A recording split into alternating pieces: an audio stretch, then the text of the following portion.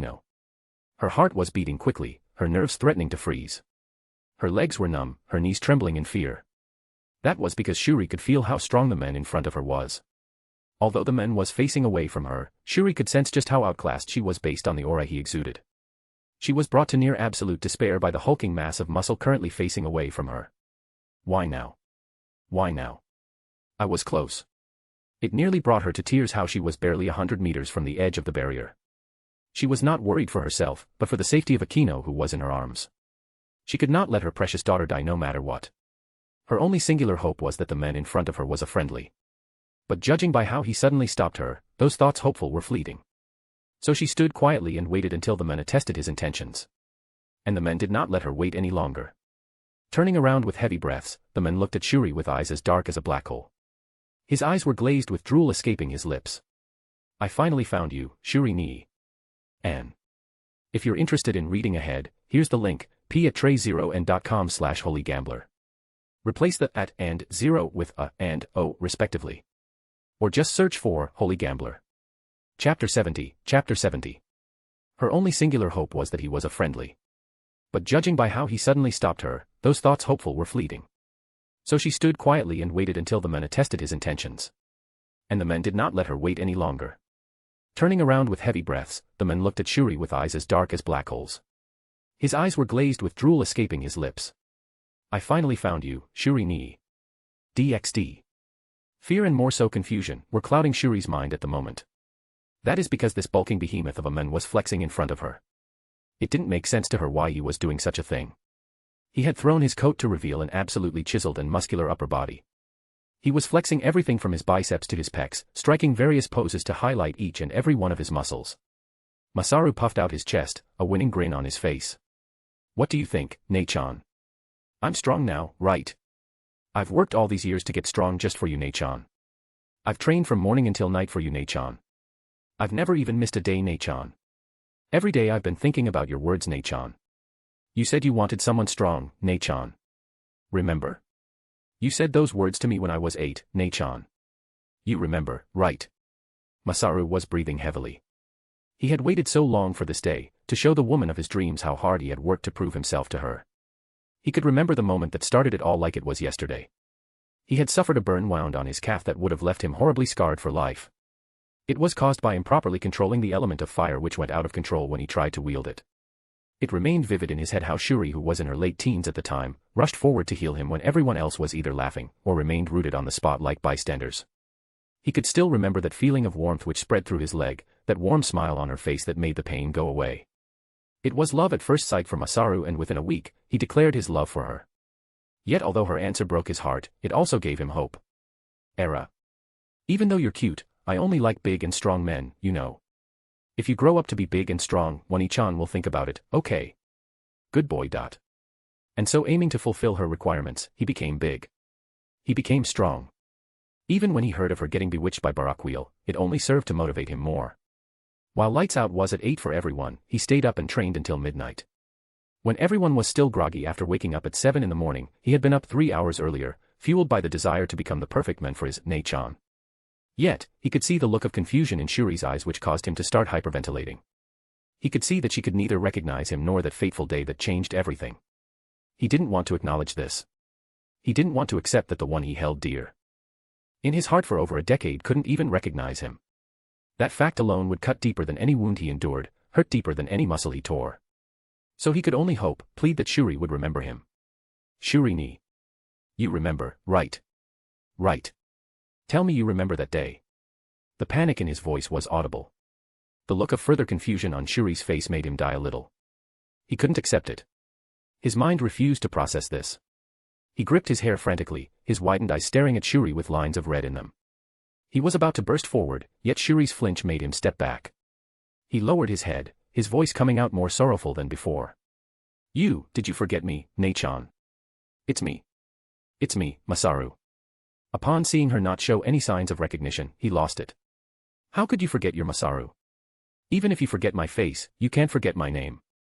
I still remember the day you healed my burnt leg. So how could you forget that fateful day when it made me who I am today?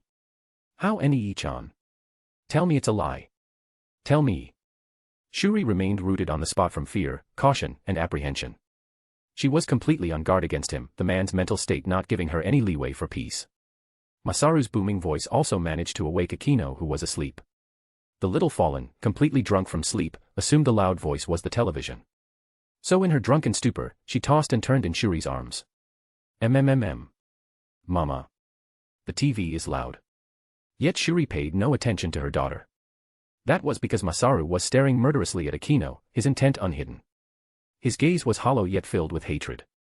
His demeanor became more menacing, his body suddenly towering over Shuri by a good margin when the man finally stood up straight. This frightened Shuri to no end, especially when Masaru said his next words. I see. The reason why my Shuri-ne doesn't remember is because of this pest. Maybe Shuri-ne will remember if I remove this pest dash. Shuri froze for a split second, her mind calculating numerous plans in a single moment. She had only moments to act in order to save her daughter's life. She could still feel how dark and horrifying his words were. They were said without any emotion, almost as if everything had been left to instinct. Masaru was so hurt that his emotions repressed themselves, leaving only desire, the desire to kill the thing preventing Shuri from remembering him. In response to this, Shuri gripped Akino with her hands and immediately tossed her in the air as fast as she could. In the next moment, she charged towards Masaru in a burst of speed. I won't let you hurt my daughter. Shuri jumped on top of Masaru and wrapped her legs around his neck while her hands began frantically striking forehead. She did her best to apply pressure to his neck in hopes of somehow temporarily paralyzing him. Fwop. Fwop. Like she calculated, Akino instinctively released her wings upon being tossed into the air. The little fallen was wide awake at this point, her violet eyes taking in everything with a gaze filled with horror, confusion, and shock. Akino's brain was going into overdrive trying to process what was happening, but Shuri had no time for that. Desperately hammering Masaru, she turned to Akino and yelled with all her heart. Akino. Ruanen. Shuri had no tactics she knew of that would work on Masaru. She had no clue if Masaru was not moving based on her techniques having an impact or if he was just standing there like a juggernaut. But judging from how his knees remained firm as ever, her hope on her strikes working faded. It was why she was so frantic. She had no clue what stunned him and she had no assurance how long this would last. It was why she wanted Akino to get away from here immediately. Unfortunately, Akino stood levitating on the spot, tears bubbling through her eyes as the situation finally became apparent. Mama dash. Run. Dash. Shuri was suddenly smothered by Masaru who caught her in his arms. The towering man buried his head between her legs, his heavy sniffs audible. The man was so lost in hugging Shuri that he didn't notice her form a flame in her hand. Get away. Boom. While Masaru was sent skidding back, Shuri backflipped before landing on all fours. She then got up and turned towards her daughter aimlessly floating next to the trees. She mustered all the air in her lungs and all her emotions into her plea. Leave Akino. Please. That was the last straw that finally caused Akino to fly away. As for Masaru, he watched as Akino flew away without even trying to stop her. In fact, he appeared to be in euphoria and his head just conveniently tilted towards Akino. His eyes were open yet his gaze was blank. Then, he suddenly covered his nose, his mutterings audible. "Nechan's scent. Nechan's scent. Ha-iya, Nechan's smell is so dash." Shuri wasn't going to wait for Masaru to finish. Spotting a chance, she bolted to the sides. She made haste to close the few dozen meters between her and the edge of the barrier. She used far more than her usual speed, her urge to escape that powerful. But just like before, Masaru instantly appeared in front of her and blocked her path of escape. Finally. We finally have some time to ourselves, Shuri ne. From the start, Masaru never cared about Akino. All that mattered to him was that he got Shuri. Now that the both of them were alone, it was more than enough for him. He could resolve the problem of her not remembering him later. As for Shuri, she glared at Masaru with the calmest expression she could muster. "I hate dash." Swoosh. Shuri's next words were cut off when Masaru instantly appeared in front of her and grabbed her waist with his hands. The man had a maniacal smile on his face, his eyes betraying the lust hidden within them. "Don't say that, Shuri ne. It'll break my fragile heart." "You don't want my heart to break now, do you?" "Because if it does, the pest might not make it out of the forest alive." Shuri had never felt such hatred for anyone in her life like she did now. She hated them. She hated the one before her. She hated the hunters. She hated the Hinjima. She hated the world that forbid her love. But most of all, she hated herself. If only. She was helpless in Masaru's grip. The man was just too strong for her measly capabilities to overwhelm.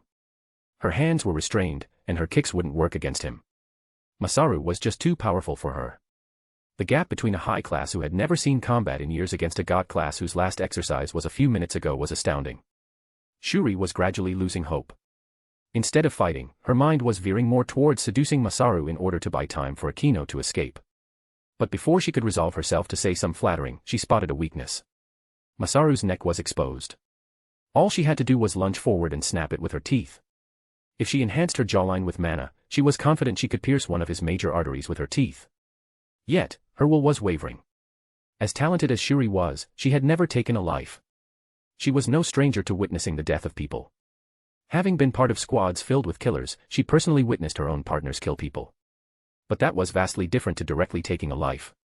It was why even with the opportunity presented to her, there was hesitation. It was also in that moment that the conversation she had with Igor from 3 years ago replayed in her head. If Akino were to be in danger, would you not kill for her? I would. That's very admirable, Auntie. But what if the person who's targeting Akino is powerful? What if me or the old men aren't there? Demori-kun. You're going too far. Auntie. The enemy won't care about whether they're going too far or not. What's important here is what if someone as strong as the current me comes and wants to kill Akino? What will you do? The exact situation that Igor described was happening now. Neither he or her husband were here. Her daughter was facing danger at every turn and she couldn't afford to die here. As much as she revolted the idea of taking a life, her daughter was far more important than her ideals. At the time, she didn't have an answer for Igor's words. But now, she did. If neither of you are there, I will take the matter into my hands. Craning her neck forward, she decisively bit down right on Masaru's neck. Crunch. Ayawa. Crack. Her ribs were immediately crushed by a panicked Masaru, yet Shuri held on tightly with her teeth. Tears of pain were streaming down her face, yet she did not let go. In fact, she bit even harder. Aya. Let go. Let go, Shuri ni. But no matter what, Shuri would not relent. Even as the pain spread through her body like lightning, her resolve remained strong. She would do whatever it took to give her daughter the best chance of escape. If she could kill Masaru right here, then Akino's chances of living to see another day would increase exponentially, especially since she could fly. As humans, they were disadvantaged when it came to flying since the magical energy required to fly would be much higher than other supernatural entities. Akino had a higher chance of escaping from the other hunters since they couldn't fly for long due to their lower energy capacities.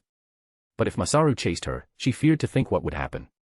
It was why under no circumstances will she allow Masaru to leave here alive. Crack. Even if every single bone in her body was broken. The pain was threatening to drive her mad, yet she endured. As the tears silently streamed down her face, she only had one request to any god listening to the pleas of her heart. Please, as long as my daughter lives. Anne. I could not upload on Thursday and Friday due to having exams on those 2 days and this affected the amount of time I had to write. Fortunately, it is Sunday and for this entire week, my schedule is clear. Chapter 71, Chapter 71. But if Masaru chased her, she feared to think what would happen. It was why under no circumstances will she allow Masaru to leave here alive. Crack. Even if every single bone in her body was broken. The pain was threatening to drive her mad, yet she endured. As the tears silently streamed down her face, she only had one request to any god listening to the pleas of her heart. Please, as long as my daughter lives. DxD. Just before the hunters arrived at Shuri's home, Masaomi was lying in a puddle of his own blood, his wounds grievous and his body in a critical state. 6 more of his comrades lay strewn about with only one difference between him and them. He was still alive, but barely hanging on. His abdomen was completely crushed, his ribs digging into his organs. His entire midsection was a complete mess with even his abs appearing to be in disorder. His stomach area was especially red due to veins bursting and contributing to his internal bleeding. Yet Masaomi still stubbornly clung to life. He held on to Haute Clear, the only thing preventing his entire body from being consumed by the flames of the Hinjima clan. He was using the sword's ability to purify the flames ravaging through his body. Although the flames were not dark by nature, the ones using them were. Furthermore, the holy aura from the sword had the effect of driving out the flames, allowing him to slowly heal. It had been over 10 minutes since Masaomi had been lying on the ground. With the little magic he had, he was able to stop the majority of his internal bleeding by burning his internal wounds shut with his magic. It was all he could do to make sure he would not die before delivering an update on the Hinjima. It was of vital importance that he notified his superiors of the existence of a god-class fighter. Masaomi himself had already stepped within the ranks of ultimate class. The combination of dedication and an extreme affinity for Haute Clear allowed him to advance a lot in these last few years. But ultimate class entities were not worth mentioning in front of a god class. Despite his best efforts, he failed to make Masaru break a single sweat. As such, he had to get to the church first. Yet any communication devices they had were crushed and he certainly didn't have enough magical energy left to release a distress signal. So left with no choice, he began pushing himself off the ground. Arg. He couldn't help but vomit blood. The effort alone had aggravated his injuries, causing the pain to be so blinding that he lost strength in his arms. Doof.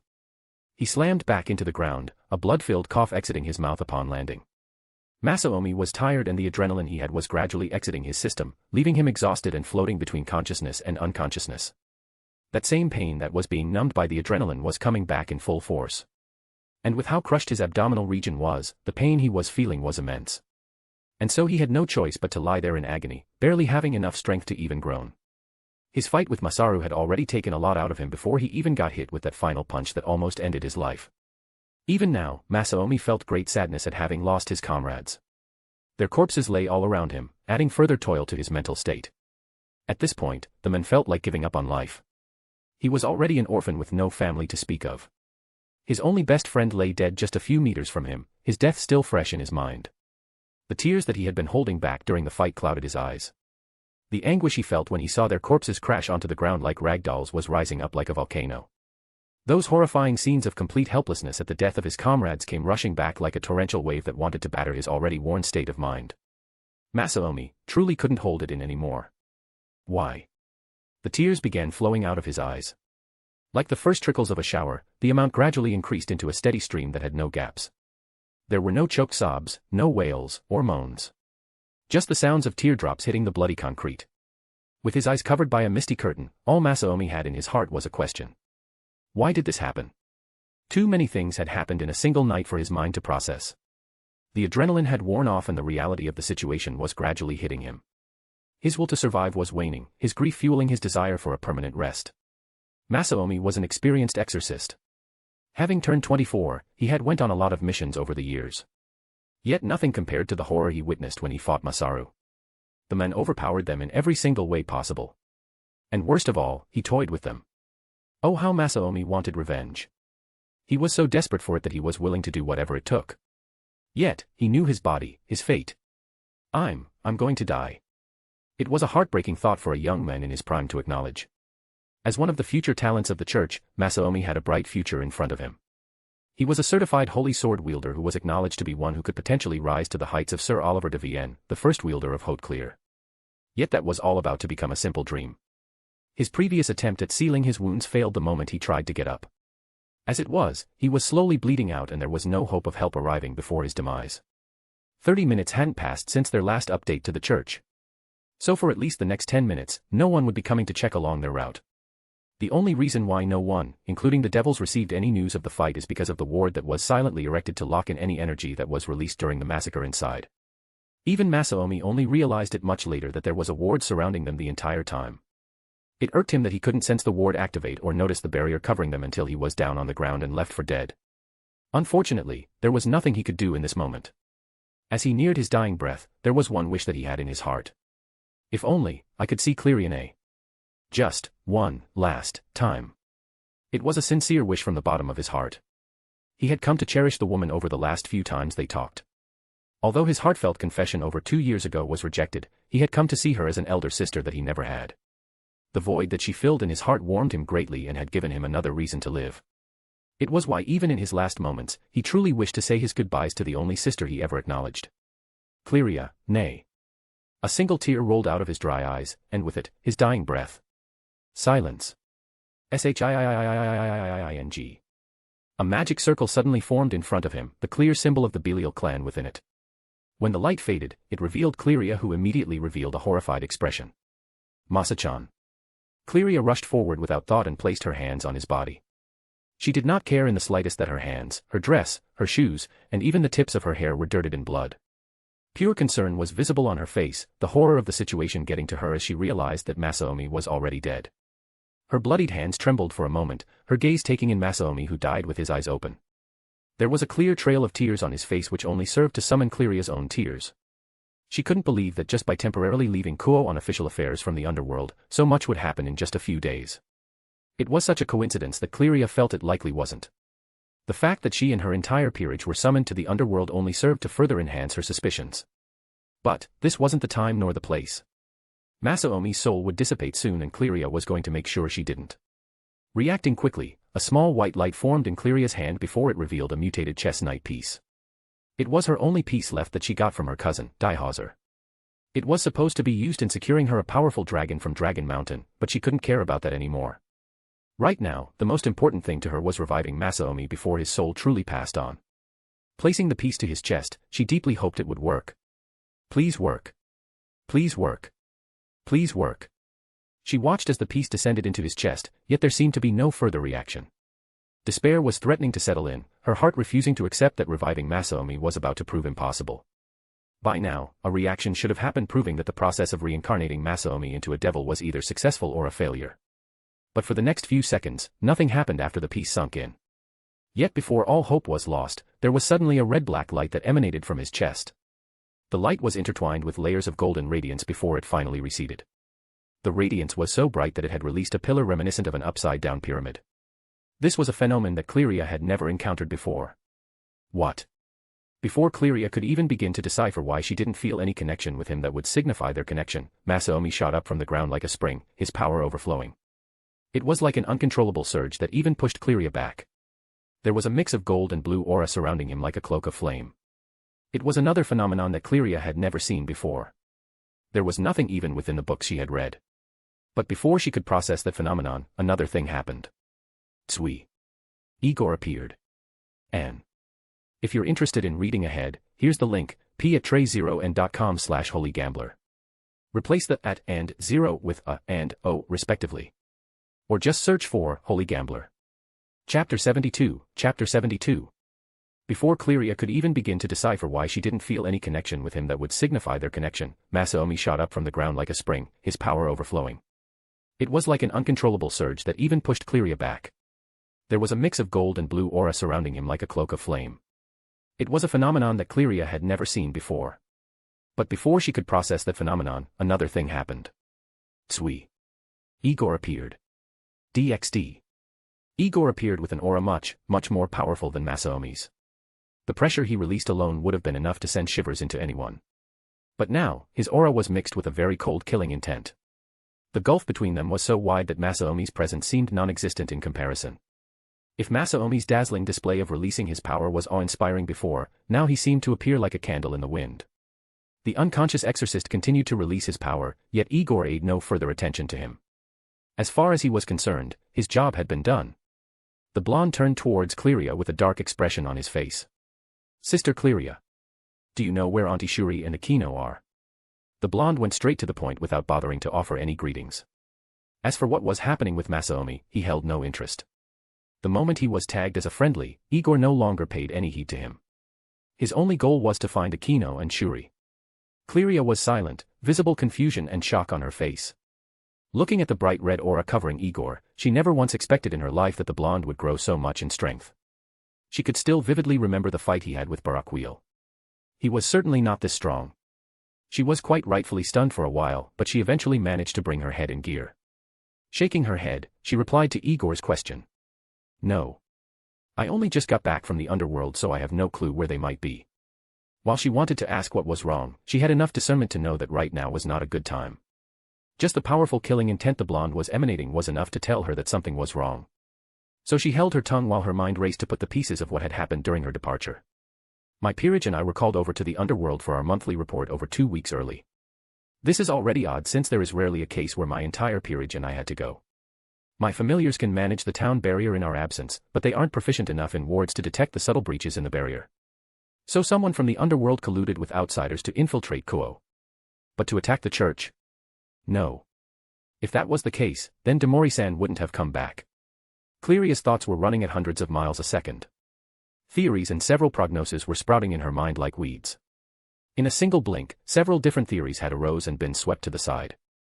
Her mind was working overtime to make sense of the current situation.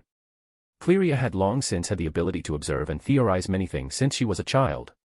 It was a talent that was fostered by her natural cat-like curiosity. It was also because of her deduction abilities that she was chosen to become the overseer of Kuo. So it was no surprise that in less than the time it took to draw 2 breaths, she eventually came to a conclusion which, if true, terrified her. Kuo was infiltrated in my absence. Masa-chan and his squad were attacked, most likely as collateral damage. Demori-san suddenly appears in a rush and is asking for the locations of Shuri-san and Aquino-chan. Then, the Hinjima. But this doesn't make sense. But that's also the most likely conclusion. If it is, then. Cleria looked up at Igor, sudden concern visible on her face. Demori-san. Are you here for dash? Gruu, suuu. Unfortunately for Cleria, the blonde had no time to dawdle. The moment Cleria revealed her lack of knowledge on the whereabouts of Shuri and Aquino, he decided to take things into his own hands. He was so focused that he hadn't even heard her words before he powered up and ascended into the skies. He flew up for only a few hundred meters before he stopped. While Igor did want to go the forest and search there, he had a better idea. Now that he was in Kuo directly, he would be able to sense the location of Aquino and Shuri, even with the barrier in place. He couldn't use this method when he was in the Vatican due to how far he was. But now that he was here, it was a surefire way of finding Shuri and Aquino even if they were inside a barrier. His method may be a little violent, but it would work. Breathing in, Igor gathered his ki before spreading it out, violently. Phew-ish. If he wasn't blatant before, he certainly was now. His ki was so violent that an audible boom sound was released.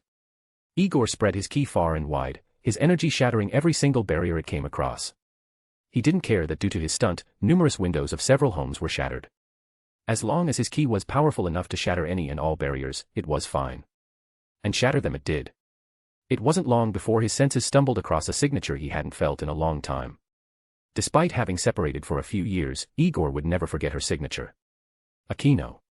Placing his fingers to his forehead, he wasted no time and vanished. Sui. DxD. Aquino was hiding behind a tree in complete panic. Her wing was mangled and visibly burnt while her forearm was bleeding. Yet the little lass didn't make a sound, not even a choked sob. She was terribly unlucky. When she flew away, she just so happened to fly towards the direction of the hunters who were chasing after her. Inexperienced and caught by complete surprise, one of the hunters from the Hinjima clan managed to attack her with a fireball. If she hadn't blocked with her wing, her body would have been burnt in its place. She was able to glide a bit further with her slowly burning wing until a sharp object pierced her arm, which caused her to lose all control and crash into the forest canopy. She had curled her body up and fell onto the forest floor. But despite the pain, her sense of self-preservation overwhelmed her desire to scream. Her dress was in tatters and her left wing had lost the majority of its feathers. Her body was covered in bruises and her lip was busted. As much as she wanted to cry in pain, her current situation didn't allow it. Aquino pressed her back to the tree, her feet not moving in the slightest for the fear of upsetting the forest litter and creating a sound. She didn't even dare breathe too loudly for the fear of exposing her location. Her mind had been locked in survival mode, copious amounts of adrenaline flooding through her body. Were it not for it, the knife wound on her forearm might hurt a lot more. Currently, she could only hide in panic as she heard the sounds of leaves being crushed beneath feet. A myriad of different emotions were going through her head. Fear, shock, and sadness were the most prevalent. But the only thing she wanted now was Papa. She desperately wished Barakiel was here to stop these people from hurting her and her mother. She didn't know why they were after her, but she wanted it all to stop. Even now, she could hear their footsteps growing closer. She only realized her mistake too late. Her subconsciously calling for her father was more than enough for hunters with enhanced hearing to find her location. And find her they. Foolish. A terrible shockwave passed by that made everyone stumble. Even the hunter that was next to Aquino was unable to remain standing properly.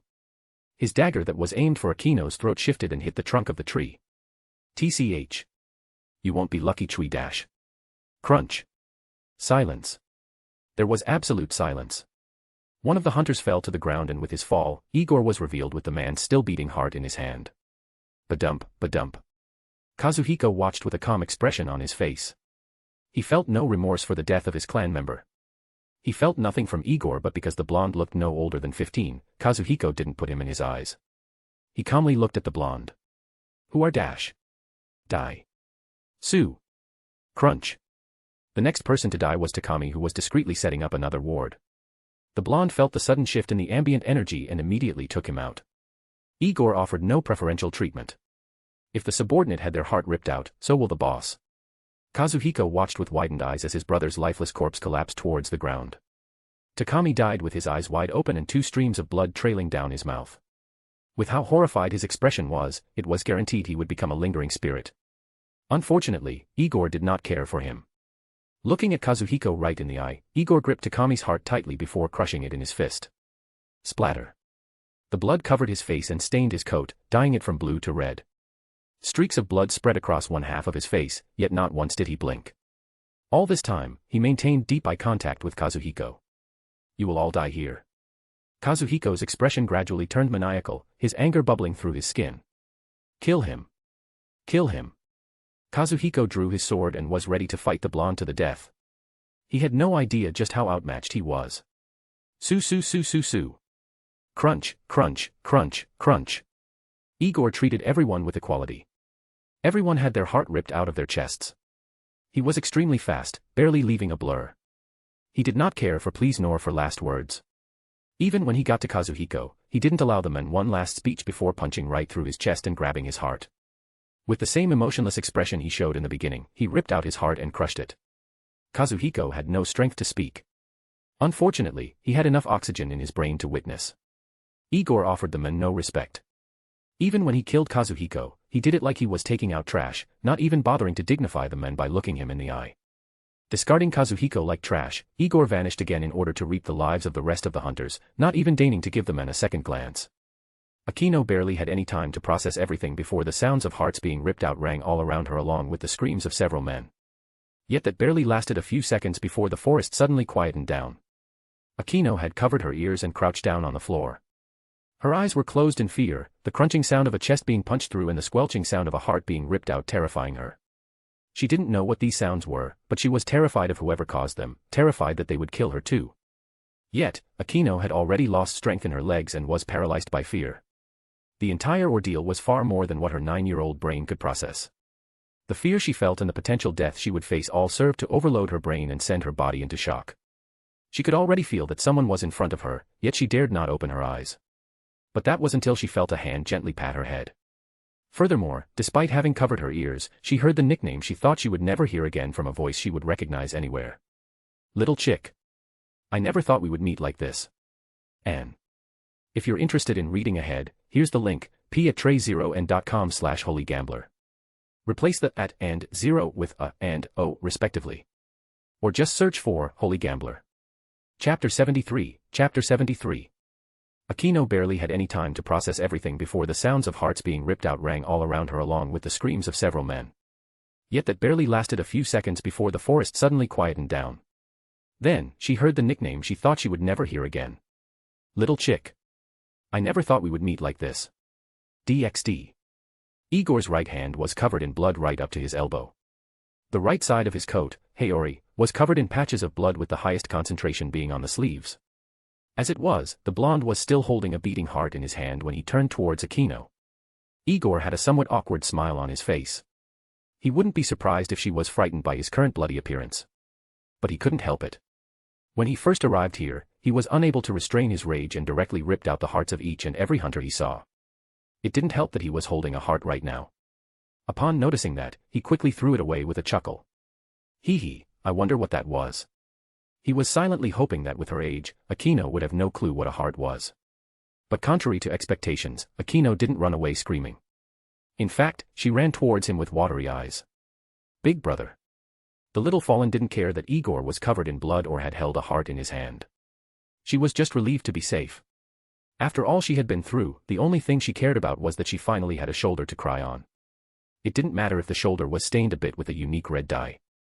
Pressing herself against his stomach, she let out all the sadness she felt in her heart. Hick, big brother, hick dash. Akino was silenced by the blonde scooping her up into his arms. He pressed her head into his chest, not caring at all for the sudden wetness. He held her like this in silence for a few seconds, a silent reassurance that everything was all right. Akino had been through a lot, and for a girl who had her first life-threatening experience, she was taking it relatively well, though she would still need that bit of comfort. Yet as much as Igor wanted to stay like this, he still had to find Shuri.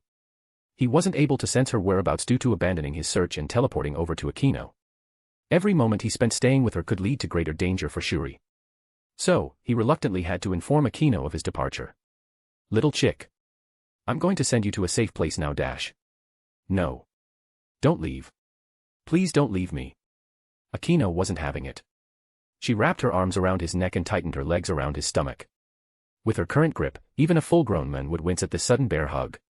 But all Akino wanted was not to be sent away. The last thing she wanted was for Igor, one of the very few people she trusted, to leave her alone. She looked into his eyes, her own eyes misty. Her lips were trembling, the little fallen doing her best not to cry her little heart out. Please. Igor smiled lightly, stroking her hair in the process. He could feel her body trembling in fright. It only made him wish he hadn't killed the hunters so quickly. The fact that the Hinjima could do something like this made him swear to himself that he would repay this grievance. Igor would never claim to be a saint. But even he couldn't bring himself to kill an innocent child. The flawed logic of the Hinjima clan only served to further stroke his urge to pay them a visit. But right now, he had to calm the little fallen that had glued herself to him. So, holding Akino tightly, he offered her reassurance. All right. Akino didn't reply, but Igor could feel the grip around his neck lessen while her trembling started to cease. At the same time, he lightly chopped the back of her neck, knocking her unconscious. Feeling her body go limp against him, he smiled sadly. Sorry, little chick. But I still need to go find your mother. Then we can have some roast chicken tonight. Placing 2 fingers to his forehead, he vanished. Tsui. DxD. Cleria was gently rubbing the back of Masaomi, who was mourning the loss of his comrades. Shortly after Igor had vanished, Masaomi had come back to normal. The aura around him had ceased and his mental acuity gradually returned. When he finally regained complete clarity, he immediately fell down on his knees and bowed his head on the ground. It seemed he was oblivious to Cleria's presence, since for the last minute, he kept muttering, I'm sorry, repeatedly. Cleria could only silently offer her support while a bit of guilt rose within her. Although her reasons were justified, it did not change that deaths occurred in her territory. The fact that the Hinjima were able to infiltrate would leave a stain on her record that had remained clean for the last several decades. It was also a complete possibility that she would be replaced by someone else after this. As the overseer of Kuo, people would view her as incompetent without understanding the reasons why. She could already imagine the fuss this would cause were this incident to get out. Her mind had already went through several different outcomes, especially after Igor's little stunt. The amount of work she would have after this would be tremendous. Unfortunately, her peerage was still in the underworld, so she was temporarily alone for damage control. She had left without her peerage after hearing Masaomi's wish to see her through the flyer she had given him shortly before her departure to the underworld. It was an extra countermeasure she had set up just in case a diplomatic incident occurred and she was needed urgently. Looking back on it now, she severely wanted to scold Masaomi for not calling her earlier. In fact, she could already imagine that with how airheaded he was, the men had even forgotten that he had her flyer. But, she couldn't focus on that now. Her job right now was to provide comfort and support to Masaomi. She couldn't truly sympathize with his loss, but she could at the very least offer her full attention. Other things like how Masaomi didn't feel like a devil and why Hauteclear wasn't burning his hand could be theorized later. And so the seconds stretched on as Masaomi's mutters grew silent. The silence stretched on and would have stretched for longer were it not for Igor suddenly appearing. Tsui. Both Cleria and Masaomi were surprised. The latter had immediately placed Cleria behind him with a wary expression on his face. Masaomi didn't know Igor, but he could feel his strength. The only reason he hadn't attacked or even showed hostility was because the blonde was carrying Akino in his arms. That made Masaomi not regard him as an enemy, yet. He had just lost his best friend and his comrades less than 30 minutes ago due to his incompetence. He could not risk things and lose Cleria as well, otherwise he might really lose his mind and lose his will to live. But Igor wasn't paying attention to Masaomi. He had no knowledge nor care for what happened. He could guess what had happened, but everyone in the area besides Cleria was unrelated to him. So rather than show non-existent concern, he cut to the chase. "Sister Cleria. Can you take care of Akino for me?" Igor didn't even wait for a response before he instantly closed the few meters between them. Cleria was startled again by his insane speed. She still hadn't gotten used to how he could so easily evade her perception. But the moment Igor gestured for her to take Akino, she opened her arms to scoop the little lass. Akino was peacefully sleeping with light breaths coming out of her little mouth. Her wings had retracted and the hole in her arm had stopped bleeding. Igor didn't dawdle too long either. The moment Cleria took Akino, he had spread his senses. After his initial burst of ki, the barrier surrounding the forest as well as the town had all been destroyed by the shockwave. So it didn't take him long to find Shuri. The only problem was, her life force was weak. Auntie. Tsui. The three of them were once left alone. But while Cleria was focused on Akino, Masaomi was still awestruck. The speed Igor had shown, while having scared him, also brought him hope. He's fast, faster than him. A smile formed on Masaomi's face, a sense of relief flooding his body. DxD. Igor was silent, his fist clenched tightly in bubbling rage. Right in front of him laid Shuri, who was on the verge of death. Her arms and legs were strewn about in odd directions. Her nightwear was torn and bloodied, revealing just how crushed her midsection was. To her side laid the corpse of Masaru. A large chunk of his neck had been bitten and it could be seen that he died from blood loss. The hulking behemoth of a man was dead, the gaping wound serving as confirmation. It was Shuri's accomplishment that she who could barely qualify as a proper high class managed to fell a god class. Shuri seemed to spot Igor's gaze and chuckled lightly. "Not bad for an auntie like me." "Right, Demori-kun." Igor didn't find her joke funny. It wasn't funny at all.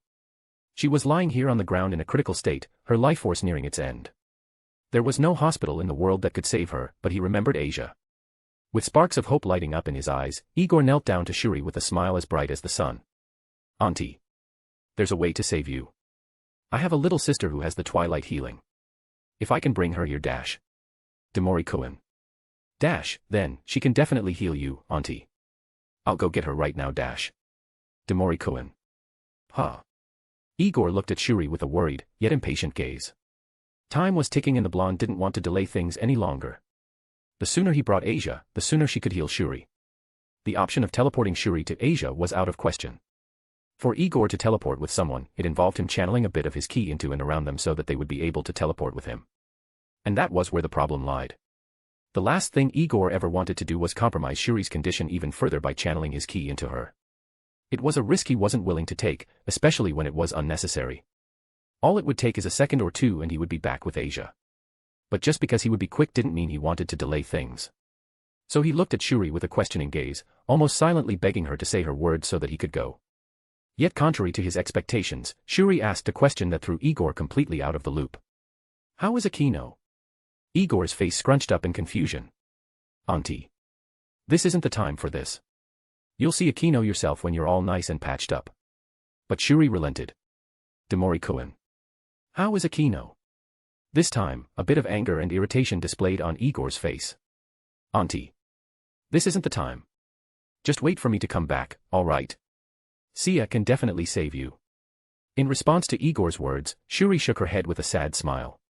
"It's too late, Demori-kun. Not even a phoenix tear managed to save me dash. Bullshit dash." He saw it. Right in her hand was an empty vial. It was an empty vial, but it shattered every single hope Igor had. What? It was terribly unfortunate. Too much time had passed since Shuri had killed Masaru. In turn, she suffered several broken bones, including her ribs. Those very ribs were caved in and had dug into several of her organs. As it stood, her organs were failing one after the other and internal bleeding had caused massive complications to her body. The fact that she was still alive was a miracle in of itself, yet that wouldn't be true for long. Shuri knew this and was well aware that she was far beyond saving.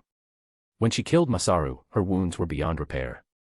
She couldn't risk letting go of the man's neck to quickly gulp down a phoenix tear. And when Masaru finally died, her condition was far beyond saving. So in her last moments, she repeated her earlier question. Demori-kun. How is my daughter? Her voice was weak, a consequence of using up too much of her strength to talk. Her life force was like a candle in the wind, something that could be easily snuffed out. As for Igor, he was still silent. In truth, he had felt that Shuri's situation was terrible, yet he clung onto the hope of bringing Asia. But when Shuri even brought up the failure of the phoenix tears, his hope was replaced by grief, his smile replaced by tears. Igor looked at Shuri through gradually misting eyes, the reality of the situation burying itself in his heart. She's all right, auntie. I left her with Sister Cleria. Oh, that's Gudash. But she still needs you, auntie. Igor pleaded desperately. He couldn't bring himself to accept such a situation.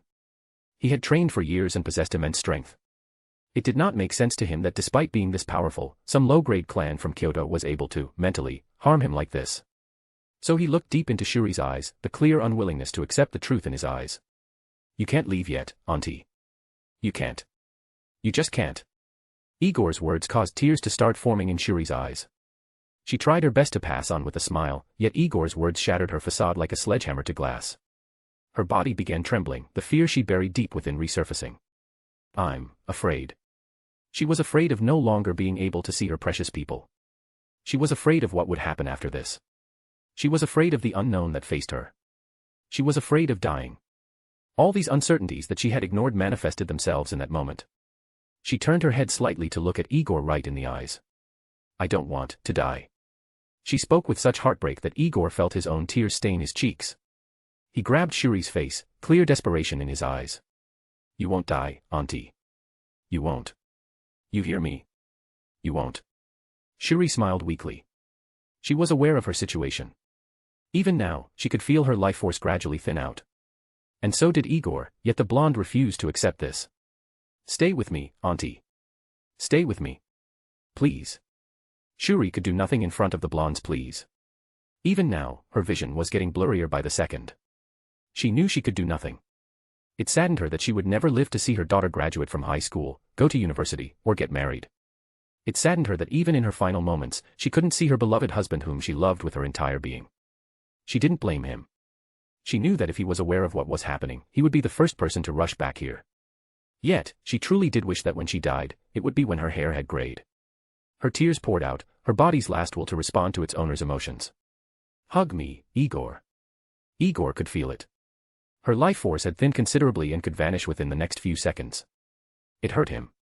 It hurt him so deep inside that he couldn't do anything. So he hugged her. He laid his head on her chest, his arm gently grasping her sides. He could feel her heart beating slower by the second, her breath slowing. His tears spilled onto her chest, his heart aching every time her heartbeat slowed. He could do nothing to stop the inevitable. It was happening right before his very eyes. He was witnessing the person he had slowly come to love and cherish as a mother pass on. Since he couldn't stop it, he could at the very least say what he had always wished to say. I love you, auntie. When I was alone in this world, you and the old man took me in, gave me food, and showed me care. You showed me what it was like to have a family again, and a mother. Shuri couldn't reply. Her smile was so joyous that tears came out of her eyes. It was a warm smile, one that elicited a smile from the blonde too. Shuri gazed warmly at Igor, her gaze full of motherly love. Thank you, son. Silence. That tiny trace of life force that she had vanished like a candle in a wind. Her head tilted limply to the side, her eyes closed with a smile. She passed away peacefully with a loved one by her side. Her silent complaints and grievances had vanished with just Igor's presence. In that very moment, there was nothing more that Shuri could have ever asked for. But Igor couldn't accept it. Auntie. Couldn't believe it. Auntie. Tears of grief and anguish spilled like a torrent, the pain in his heart multiplying tenfold. He shook Shuri's corpse like a madman, hoping to hear even a yelp of pain from her. Yet Shuri remained still, that very same motherly smile remaining on her face. It was like the final nail in the coffin that drove the reality into Igor's head, that Shuri was dead. Igor gripped his head in panic, his eyes wide open as he truly processed everything. The overwhelming grief threatened to crush him. His wails of anguish were muted by the forest, almost as if it wanted to give him his privacy to grieve. And grieve he did. Knelt next to Shuri's body, Igor wept continuously. His tears came out like waves that refused to stop. The minutes passed by as Igor grieved next to Shuri, his hands desperately gripping the fabric of her clothing like an anchor. His wails were replaced by sobs and his sobs by silent tears. This was reality and acceptance. Shuri had died and he couldn't stop it. He was silently blaming himself for his weakness, his error of getting sidetracked. But worst of all, he blamed the clan responsible for all of this. Tremble, tremble, tremble, tremble, tremble. The ground began to shake as the blonde stood, a heavy pressure descending upon the entirety of Japan.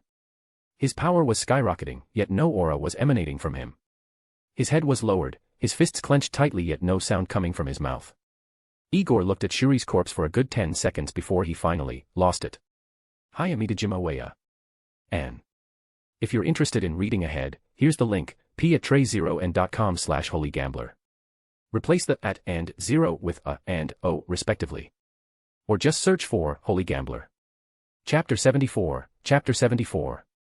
The ground began to shake as the blonde stood, a heavy pressure descending upon the entirety of Japan.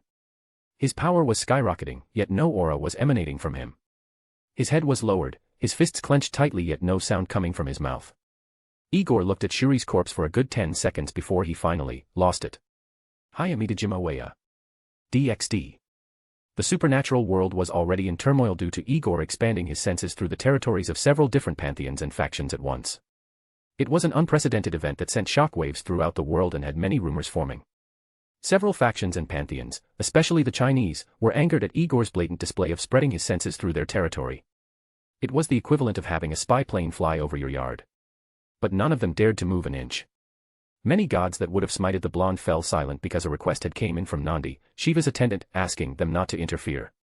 The reasons were unclear but no god dared to question why. Even with what happened next, no one dared to act. Fuuuushhhh. Overwhelming power flooded the world and caused the entire area to shake. And that power was gradually increasing. But what was worse was the monstrous killing intent fueling that power. It was such an unprecedented event that several energy signatures were teleporting to Kuo just to observe what was happening. Yet none of them were prepared for what they witnessed. DxD. Shame, grief, anger. Emotions Igor had never felt before ran prevalent in his head. This wasn't like the time he rescued Asia from the kidnapper or protected her from Miriam, the nun that was supposed to take care of her. He felt anger and the desire to kill back then, yet none of those feelings came close to the overwhelming desire for vengeance he felt. Gruu. His aura exploded outward in a mix of black and red. His overwhelming energy was like a giant pillar of red flames with numerous streaks of black. His aura fluctuated violently and grew bigger with each multiplier. There was no restraint to the levels his Kaioken was rising to. Igor was so overcome with rage that he had long ascended past the 50th multiplier and entered into the 80th. His pupils had disappeared due to the overwhelming power that was coursing through his body. It was his brain's adaptation of allocating resources from processing sight to stopping his body from exploding with the amount of energy in it. Yet his body that should have broken apart due to the strain was stronger than ever. The world seemed to listen to his desires and so, copious amounts of tainted nature energy seeped into his body, reinforcing the muscles and veins that would have been torn apart under the power of the Kaioken. The more malevolent energy he took in, the higher the number of black streaks in his aura. Unknowingly, Igor was taking in the darkness of the world. His already existing bloodthirst was enhanced, yet he maintained his will. His only desire was to eradicate the Hinjima clan from existence and nothing could change that. His pride, hatred, and will were far too much for the tainted energy of the world to influence him. His power continued to shoot through the roof, the Kaioken multipliers gradually reaching the 3rd-digit range. His teeth were grit as his strength soared, his fists clenched in exertion. Any semblance of rational thought was clouded by the immense desire for blood and revenge. When his Kaioken surpassed the 99th multiplier, his hair started to straighten like spikes. His body was reaching the limit on the amount of ki it could contain within. So his hair began to act as a valve that would act as one giant exhaust for the excess energy. As his Kaioken stretched into the ranges of the 100th multiplier, his hair turned into a dull red color while his skin darkened in color. His power was peaking and as he drew closer to maximum power, he let out a roar. Reia.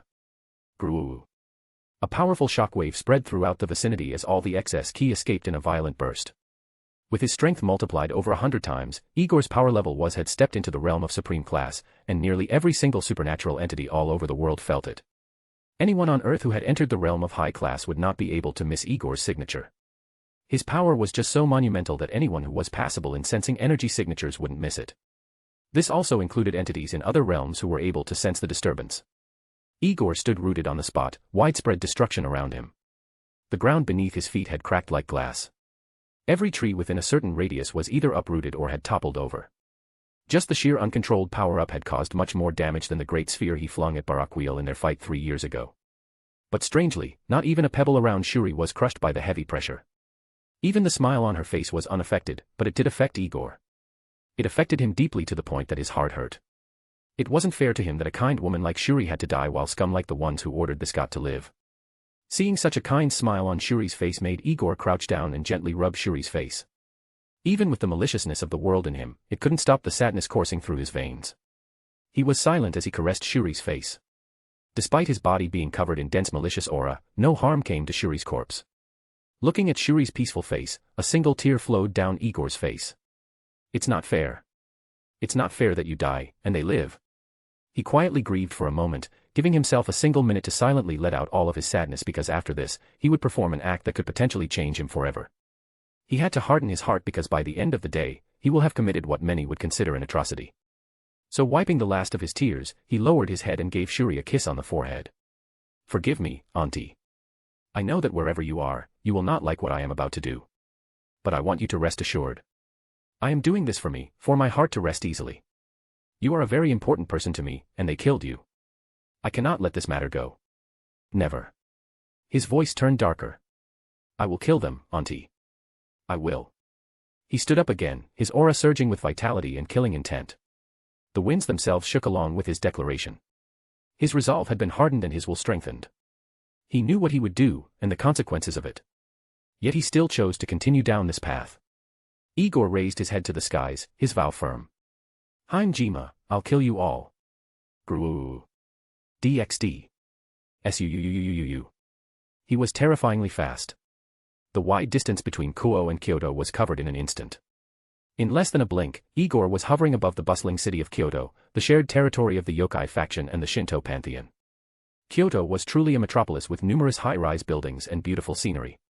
The view from the sky was perfect, lush scenery adding to the beauty of the city. But that mattered not to Igor. Who governed this territory and how disrespectful his actions were meant nothing to him. All he wanted to do was find the Hinjima clan and slaughter them all. He had already memorized the energy signature of the hunters. Now all he had to do was find the largest concentration of similar signatures. Common sense said he should be subtle. But common sense can never be used on an angry man. Fewish. His senses spread all over Kyoto, penetrating through every barrier that wasn't strong enough to resist his ki. He ignored the few energy signatures he felt, not even remotely curious why such a massive city barely had any other energy signatures. Igor only had one goal, to find the Hinjima. If the energy signature was not similar to that of the hunters he killed a few minutes prior, then he would ignore it by default, regardless of whether it was weak or powerful. His senses spread all over Kyoto in an instant and began branching out into the outskirts. His senses broke through the barriers of the other 4 principal clans. Upon feeling the energy signatures to be different, he ignored them, until he reached the 5th clan. Unfortunately for the Hinjima, their barrier wasn't strong enough. When Igor's senses roamed through the clan, his killing intent intensified when he felt the very energy signature he had come to greatly despise. Immediately, he zeroed in on their clan compound situated far into the countryside and flew there. Su. DxD. In an instant, he appeared above the Hinjima clan compound. The size of the land itself was huge and even had its own wide expanse of farmland. The scenery was pristine and appeared to be clearly maintained. The buildings were based on traditional Japanese architecture, elegant and refined. Yet Igor couldn't appreciate that kind of beauty.